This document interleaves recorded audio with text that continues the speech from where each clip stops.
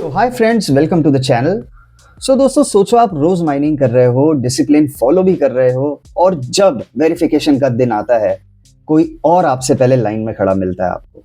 सवाल ये नहीं है कि वेरिफिकेशन कब आएगी, सवाल ये है किस ऑर्डर में आएगी और किसको कितना क्या मिलेगा। और यहाँ पे इंटरलिंक का सिस्टम बिल्कुल अलग हो जाता है गाइस। इस वीडियो को एंड तक जरूर देखना गाइस, आपको क्लियरिटी मिल जाएगी कि प्रायोरिटी कैसे डिसाइड होती है और आप अभी क्या गलती अवॉइड कर सकते हो। वेरिफिकेशन का मतलब क्या है सिंपल शब्दों में? सबसे पहले बेसिक क्लियर करते हैं गाइस। आईटीएलजी वेरिफिकेशन कोई रैंडम अप्रूवल नहीं है और ना ही कोई मैनुअल प्रोसेस जहां कोई हाँ या ना बोले। वेरिफिकेशन का मतलब है जो टोकन्स आपने माइन किए हैं उनको सिस्टम ऑफिशियली यूजेबल और रिकॉग्नाइज्ड मानता है। ये एक तरह का प्रूफ ऑफ पार्टिसिपेशन है कि हाँ, ये बंदा रियल है, एक्टिव है और नेटवर्क के लिए वैल्यू लाता है। इसलिए वेरिफिकेशन को इंटरलिंक में सिर्फ एक अपडेट नहीं, इकोसिस्टम मैच्योरिटी का सिग्नल माना जाता है गाइस। सबसे बड़ा मिथ, एचसीएस से प्रायोरिटी बनती है। यहीं पे 90% लोग कंफ्यूज होते हैं गाइस। बहुत लोग सोचते हैं मेरा एचसीएस हाई है, मैं पहले वेरीफाई हो जाऊंगा। ये सोच ही गलत है गाइस। इंटरलिंक ने क्लियर बोल दिया है, एचसीएस वेरिफिकेशन ऑर्डर डिसाइड नहीं करता। एचसीएस सिर्फ ये डिसाइड करता है कि कितना आईटीएलजी वेरीफाई होगा। ऑर्डर और अमाउंट दोनों अलग चीज हैं गाइस, और इस डिफरेंस को समझना बहुत ज्यादा जरूरी है। प्रायोरिटी ऑर्डर का असली फॉर्मूला। वेरिफिकेशन प्रायोरिटी सिर्फ दो चीजों से डिसाइड होती है गाइस, आपका आईटीएलजी माइनिंग रेट, आपकी बर्न हिस्ट्री। बस, ना रेफरल्स का शॉर्टकट, ना हाइप, ना ही कोई मैं पहले आया था ये वाला सिस्टम।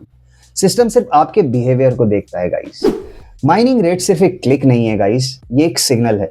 डेली माइनिंग बस एक बटन दबाना नहीं होता। सिस्टम के लिए ये एक सिग्नल होता है कि बंदा एक्टिव है, बंदा डिसिप्लिन भी है, बंदा नेटवर्क को सिक्योर भी करने की कोशिश कर रहा है। Individual mining plus group mining दोनों काउंट होती हैं, और ग्रुप माइनिंग में कंसिस्टेंसी का वेट और ज्यादा होता है गाइस, क्योंकि वहां ट्रस्ट और कोऑर्डिनेशन टेस्ट होता है।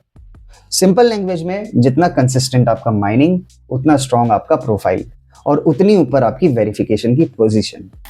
Burn history is a silent killer. Burn history एक रिपोर्ट कार्ड जैसा होता है गाइस। अगर बार बार इनएक्टिविटी हुई, सिस्टम को लगता है ये बंदा अनरिलायबल है, वेरिफिकेशन क्यू में पीछे धकेल दिया जाता है।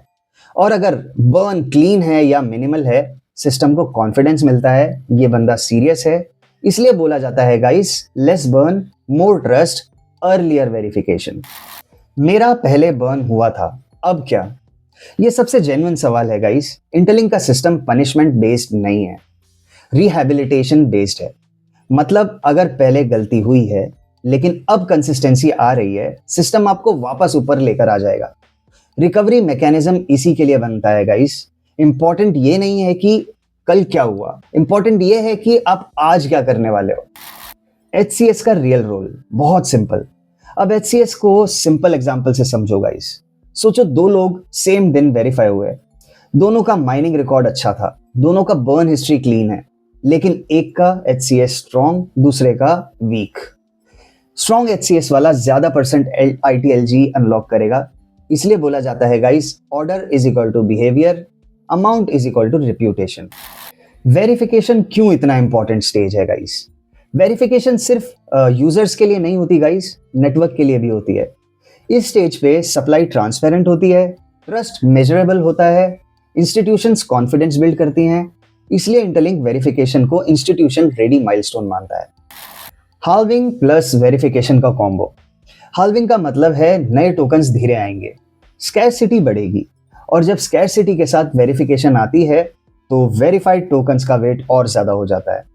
इसलिए जो लोग अभी सीरियस हैं उनके लिए ये डिसाइडिंग फेस है। सो अभी हमारे लिए क्या जरूरी है करना? अगर शॉर्ट में बोला जाए गाइस, तो डेली माइनिंग मिस मत करना बिल्कुल भी। ग्रुप में एक्टिव रहना, बर्न से बचना, कंसिस्टेंसी पे फोकस रखो। कोई शॉर्टकट नहीं है गाइस यहाँ पर, लेकिन ये सिस्टम बहुत फेयर है। अगर आप अच्छे से माइनिंग कर रहे हो, कंसिस्टेंटली माइनिंग कर रहे हो, ग्रुप माइनिंग कर रहे हो, तो आपके आईटीएलजी वेरीफाई होने से कोई रोक ही नहीं सकता। पैसिव वर्सेस कंट्रीब्यूटर का क्लियर डिवाइड। वेरिफिकेशन के बाद एक लाइन क्लियर हो जाएगी गाइस, कौन सिर्फ ट्राई कर रहा था और कौन एक्चुअल कंट्रीब्यूटर था, और ये डिफरेंस परमानेंटली रिकॉर्ड हो जाता है। वेरिफिकेशन के बाद साइलेंट रैंकिंग का इफेक्ट। वेरिफिकेशन के बाद एक चीज ओपनली अनाउंस नहीं होती है गाइस, लेकिन सिस्टम के अंदर चलती रहती है, वो है साइलेंट रैंकिंग। जैसे ही वेरिफिकेशन होती है, सिस्टम ऑटोमेटिकली ऑब्जर्व करता है कौन वेरीफाई होने के बाद भी एक्टिव रहा और कौन सिर्फ वेरिफिकेशन के लिए एक्टिव था। इससे फ्यूचर में recovery eligibility, ecosystem benefits, special access जैसे चीजों में फर्क पड़ता है। मतलब वेरिफिकेशन एंड नहीं है गाइस, बल्कि नेक्स्ट फेज का एंट्री गेट है। क्यों वेरिफिकेशन बैच वाइज होती है, एक साथ नहीं? बहुत लोग पूछते हैं गाइस, सबको एक ही दिन वेरीफाई क्यों नहीं कर देते? रीजन बहुत सिंपल है। बैच वाइज वेरिफिकेशन से नेटवर्क लोड कंट्रोल होता है, फ्रॉड डिटेक्शन बेटर होती है और सिस्टम को बिहेवियर रीचेक करने का टाइम मिल जाता है। ये वही मॉडल है जो banks, payment networks, identity systems use करते हैं। इससे इकोसिस्टम स्टेबल रहता है, वॉलेटाइल नहीं। Verification is equal to supply का साइकोलॉजिकल लॉक। वेरिफिकेशन के बाद एक साइकोलॉजिकल शिफ्ट आता है गाइस। यूजर्स के दिमाग में ये सिर्फ नंबर्स नहीं है, ये एक वेरीफाई असेट है। इसका रिजल्ट इंपल्सिव डिसीजंस कम होते हैं, लॉन्ग टर्म होल्डिंग बिहेवियर बढ़ता है, इकोसिस्टम में ट्रस्ट ऑर्गेनिकली ग्रो करता है और ये चीज प्राइस से ज्यादा कॉन्फिडेंस बिल्ड करती है। डेटा ड्रिवन वेरिफिकेशन क्यों फ्यूचर प्रूफ होती है गाइस? मैनुअल या वोट बेस्ड सिस्टम में बायस होता है, मैनिपुलेशन भी हो सकती है, इन्फ्लुएंस का भी स्कोप होता है। इंटेलिंक का वेरिफिकेशन एल्गोरिदम ड्रिवन है, बिहेवियर बेस्ड और हिस्टोरिकल डेटा पर बेस्ड, इसलिए सिस्टम स्केलेबल रहता है, पॉलिटिक्स फ्री रहता है और ग्लोबली एप्लीकेबल होता है। ये अप्रोच फ्यूचर वेब3 स्टैंडर्ड्स के लिए अलाइंड है। लेट एक्टिव यूजर्स के लिए हिडन एडवांटेजेस।